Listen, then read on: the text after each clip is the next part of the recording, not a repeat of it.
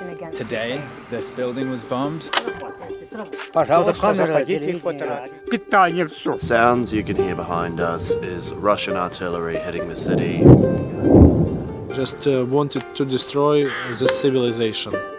This is my house. This is your house. So what you're saying is this war is more scary than World War II. Every man will fight. Bits of missile, explosive smell. This is Russian world. Destruction everywhere.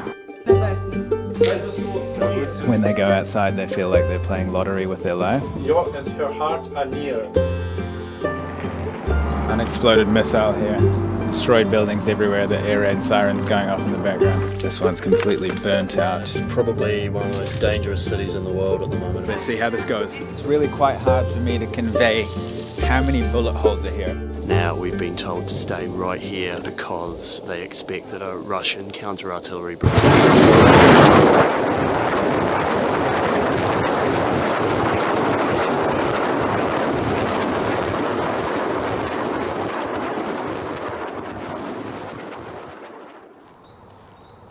Welcome back to Kiev, the capital city of Ukraine here. Walking down the streets, you can see here there's a sign behind me, a road sign with a number taped up, and that's in case there were some Russian spies with drones or surveillance or anything, so they can't really triangulate attacks, missile attacks or whatever. So, you know, that gives a sign of the tenseness of the city. There is normal life, you know, returning restaurants and things, but a few days ago there was a missile strike, so you know, you never really know. But today we're heading to Bucha and Irpin, two cities that were absolutely decimated during the war. We're going to meet a local young man who was there during the Russian occupation of his city. It's about an hour or so drive there, I believe. Might be a bit difficult in places. You have to be careful of some of the routes. I think they're clearing them up, but there have been reports of landmines on the road, and as the Russians were fleeing, leaving booby traps like under toys and rubble and things. So let's get on the road now, drive and see more of what's going on in this country currently. It's heavy. Going around this bridge because it's been bombed.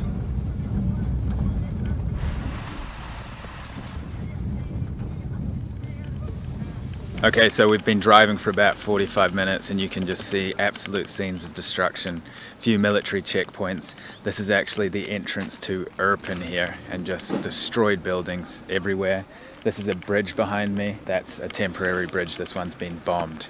I've been told to watch my step because there could be booby traps that the Russians left when they left this place.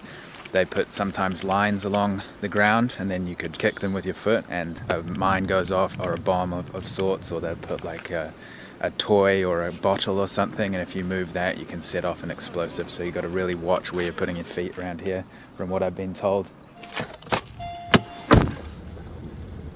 Give directions here.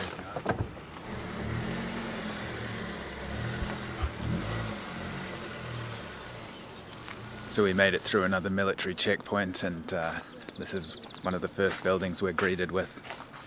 When the Russians originally left Irpin and Bucha and surrounding places, there were just bodies on the street. Children, women, pets, everything killed. I mean, just look. You can see cars here just littered with bullet holes. This car here is a Lithuanian car. You can just see how many bullet holes. It's really quite hard for me to convey how many bullet holes are here. All these fences along here, you might not be able to make it out on camera, but just absolutely sprayed with bullet holes. So what was this building, did you say? Someone's flat. Civilian home.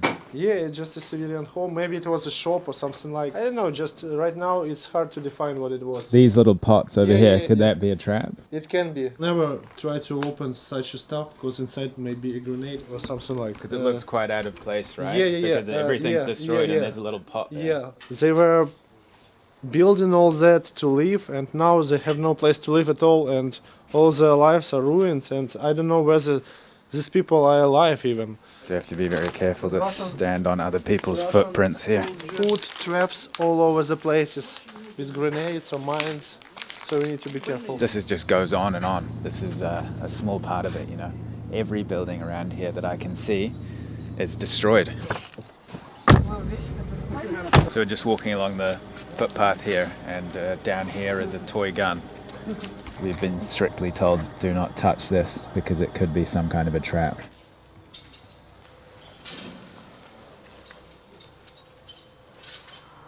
See a children's playground here, bullet holes in the slide, and up there on that residential building there, there's a hole which could have potentially been a tank right into the side of that. We've just come along the road here and there's some people with a dog having a fire, cooking some food. They've got some things they want to share. They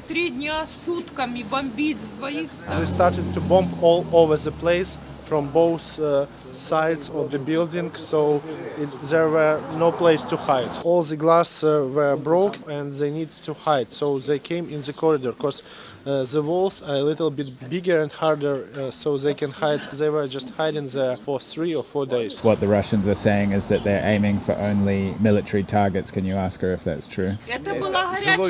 Killing civilians and destroying all civil infrastructure. She's trying to clean up everything and cover the windows, make this place livable, but she's afraid what she's gonna do when the winter will come. Because now it's not as cold as it will be in winter or in autumn even. Thanks. Here they were hiding because the walls are quite Thick. thick, yeah, and just sitting like that, many people over here in order to keep their lives. Я не бачу. Ой, There were 6 of them and they were aiming her with the guns, so she was very scared. It's just So the Russians pointed guns at her. Молодые ребята где-то по 18 they лет. were 18 years old or Но они something не like убили Russians, меня. but they Не did not убили. kill her, but they were aiming, so in order to scare her. Lots and lots of missiles landed in the river over there, so still there are lots of them there. Maybe they're dangerous, I know. So they haven't been exploded. Yeah, And they're sitting in the river. They said that 100 meters actually, or maybe 150. They were very lucky that they wanted to bomb this living sector over there, but Russians are not the best warriors, and They so missed. They missed. Yeah. They missed. Вот видите, он та квартира аж провалился потолок. Rocket Вот, flight inside the building, и and начался the floor пожар. fell on the previous floor, on the down floor. Can you imagine? Here it's the parts of the rocket. You may see, and shrapnel. If it comes in the leg or somewhere, it's just. So you were just saying about that people think that you would die instantly in something like this, but you were saying with the shrapnel and the debris and things, sometimes you bleed to death. Is often the case. Usually you die because of bleeding, because you cannot stop the bleed. If you could say one thing to Putin, what would that be? передать Владимиру Путину? Я скажу, что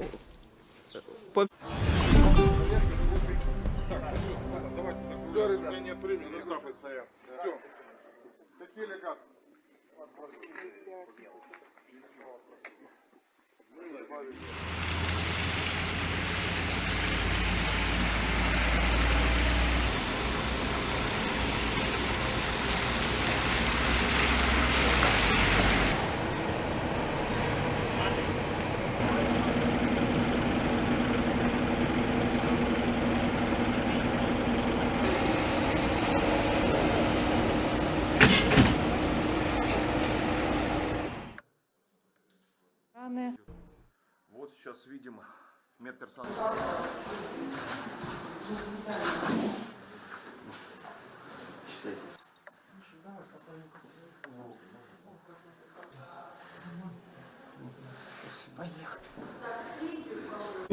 He admits to killing an unarmed Ukrainian civilian. They've spoken about bringing these fighters home, perhaps through a prisoner exchange. Russia hates us. And I warmly welcome the requests by Finland and Sweden to join NATO. What we have now is more NATO, not less NATO.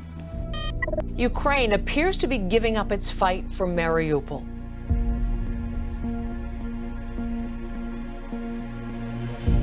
The Ukrainian troops, including the wounded, have been taken to Russian-held territory. Russia says more than 1,700 are now being held. Щоб повернути хлопців додому, робота продовжується, і ця робота потребує делікатності і часу. There's a prisoner of war negotiation that has taken place, and there will be an exchange of these men at some point. But you have senior politicians in Russia now saying that they should not be exchanged. In fact, that they should be brought to court and tried as war criminals. Some Ukrainian forces still inside their stronghold in Mariupol. That's a surprise message this morning. In a social media post, a commander with the holdout says top officers remain inside.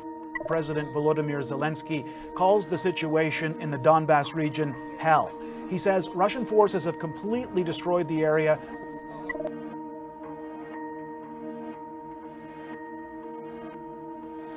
Russia's withdrawal from Kharkiv comes after months of near constant bombardment, and we are now seeing the aftermath. It's horrible to see this situation. The Ukrainians have been able to push Russian troops back away from the city. But these men say that's not far enough, and they want to push them back to the border and all the way to Belgorod in Russia.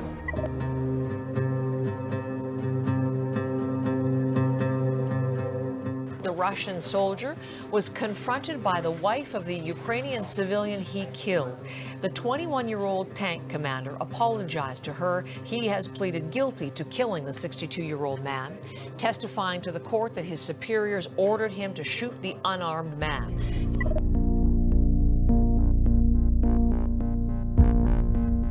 Their formal applications to join the alliance are now in the hands of NATO Secretary General. And I warmly welcome the requests by Finland and Sweden to join NATO. It certainly reflects the major shift in Europe as a result of the war in Ukraine. Our goal is to be amongst the first countries to be able to ratify